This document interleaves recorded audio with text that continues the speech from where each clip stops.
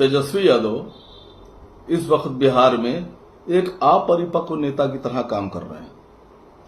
Tejashwi Yadav AIMIM पर और असद ओवैसी साहब पर यह आरोप लगा रहे हैं कि एआईएमआईएम बीजेपी की एजेंट है, बीजेपी की बी टीम है और मुसलमानों को भड़का रहे हैं और मुसलमानों को गुमराह कर रहे हैं। आप हमसे क्यों नाराज हैं तेजस्वी जी? ये इलेक्शन है, इसमें अगर हमने आपसे मुसलमानों के लिए एक ओहदे की मांग कर ली, एक पद की मांग कर ली, तो आप हमको बीजेपी का एजेंट कह रहे हैं। यही सौदा, यही समझौता तो आपने कांग्रेस से किया है। आपका गठबंधन मोहब्बत का गठबंधन थोड़ी ना है।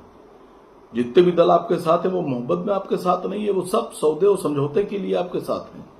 आप उन्हें कुछ दे रहे हैं इसलिए वो आपके साथ हैं। सेम समझौता, जो बात हमने आपसे कही है कि मुसलमानों को डिप्टी सीएम बनाओ, यही दबाव, यही सौदा तो आपने कांग्रेस से किया है कि हमको सीएम फेस बनाओ वरना हम तुमसे अलग हो जाएंगे। और कांग्रेस आपके दबाव में आई, उसने आपको ऐलान किया।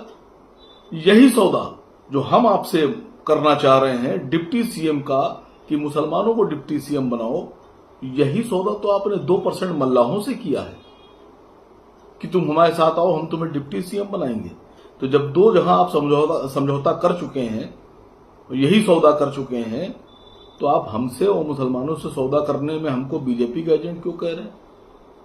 दरअसल बीजेपी के एजेंटों से तो आप घिरे हुए हैं। जो आप बोलते हैं वो जबान आपकी है, लेकिन मैं समझता हूं कि आपके पीछे जो भारतीय जनता पार्टी का एक बड़ा एजेंट है संजय यादव, ये उसकी अकल और उसके अल्फाज हैं। मैंने ऐसे ही नहीं कहा। आप असद ओवैसी साहब को कह रहे हैं कि बीजेपी का एजेंट, क्योंकि हम आपके खिलाफ हैं, हम आपसे मांग कर रहे हैं कि मुसलमानों को बनाइए। ओवैसी साहब ने अपने लिए नहीं कहा है कि उनको बना दीजिए, मुसलमानों की बात की है। और अगर आप ये मुसलमानों के बारे में कह रहे हैं कि असद ओवैसी बीजेपी के एजेंट हैं, तो फिर तेज प्रताप यादव आपके सगे भाई हैं, वो भी आपके खिलाफ हैं, तो वो भी बीजेपी के एजेंट है, बोलिए। और रोहिणी आचार्य आपकी सगी बहन है, वो भी आपसे नाराज है, तो इसका मतलब वो भी बीजेपी के एजेंट है, बोलिए। भाई तेज प्रताप ने और रोहिणी आचार्य ने सीधे सीधे संजय यादव पर आरोप लगाया है।